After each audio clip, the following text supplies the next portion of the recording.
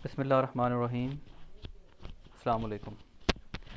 मैं हूं मोहम्मद कामरान बशीर और आज हम यूनिट नंबर 4 फाइनेंशियल एसेट्स का जो प्रॉब्लम सेक्शन है उसको डिस्कस करेंगे। और आज हम जिस प्रॉब्लम को इस वीडियो में सॉल्व करेंगे वो हमारे पास है प्रॉब्लम नंबर 3।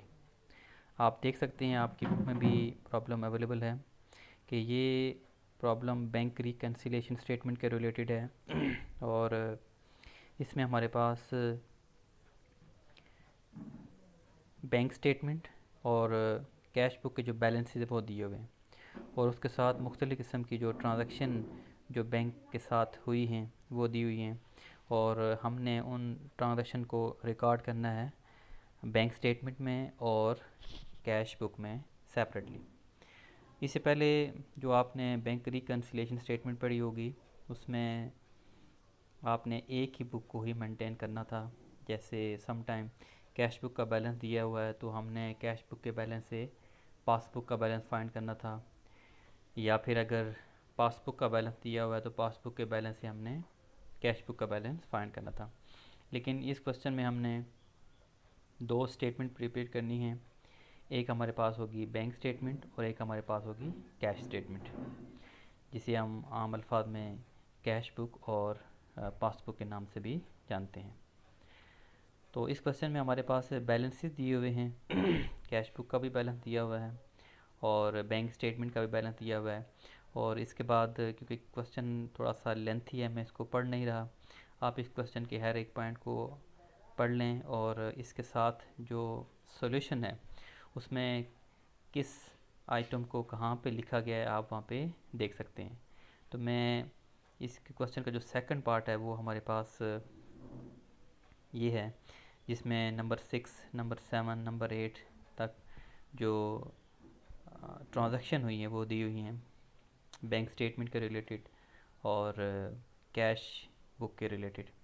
अब हम सॉल्यूशन की तरफ बढ़ते हैं। ये उसका सॉल्यूशन है जिसमें हमारे पास इस सॉल्यूशन में हमने जो बैंक स्टेटमेंट है हमने उसको हल करना है। जैसे balance as per bank statement हमारे पास क्वेश्चन में दिया हुआ है 18,299.40। इसमें ऐड किया हमने डिपॉजिट इन ट्रांजिट जो भी क्वेश्चन में हमारे पास अवेलेबल है। तो हमारे पास जो टोटल आ जाएगा 21,719.20। इसमें से हमने जो आउटस्टैंडिंग चेक की जो वैल्यूज़ दी हुई हैं, ये चेक नंबर दिए हुए हमारे पास और ये उनकी वैल्यूज़ हैं। इस तरह से जो हमारे पास आउटस्टैंडिंग चेक की वैल्यूज़ हैं ये हमने इन सबको ऐड किया, हमारे पास ये वैल्यू आ रही है। इस वैल्यू को हमने 21,719.20 से हमने माइनस किया तो हमारे पास जो एडजस्टेड बैलेंस है वो है 18,333.2। अगर हम इसका सेकंड पोर्शन देखें तो वो हमारे पास बैलेंस एज पर कैश बुक है। इसमें आप देख सकते हैं कि हमारे पास कैश बुक का बैलेंस जो कि बुक से ही मैंने लिया है वो यहाँ पे अवेलेबल है। इसी तरह से इसमें हम जो ऐड करेंगे वो नोट रिसीवेबल हैं 3,000 रुपीज़। हमारे पास सब टोटल आ जाएगा 22,959.0। और इसमें हम नॉन सफिशिएंट फ़ंड जो NSF चेक जो रिटर्न हुए हैं 1,500 रुपीज़ और हमारे साथ जो बैंक चार्जेस दिए हुए हैं 25, ये हम लेस करेंगे तो हमारे पास एक बैलेंस आ जाएगा 31,434 रुपीज़।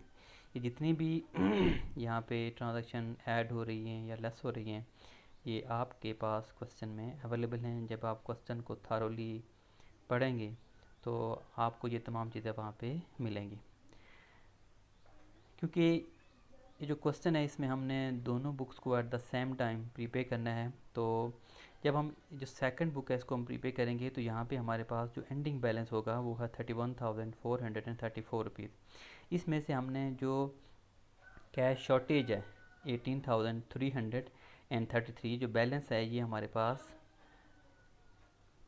बैंक स्टेटमेंट का बैलेंस है, यहाँ से उठाया हुआ है।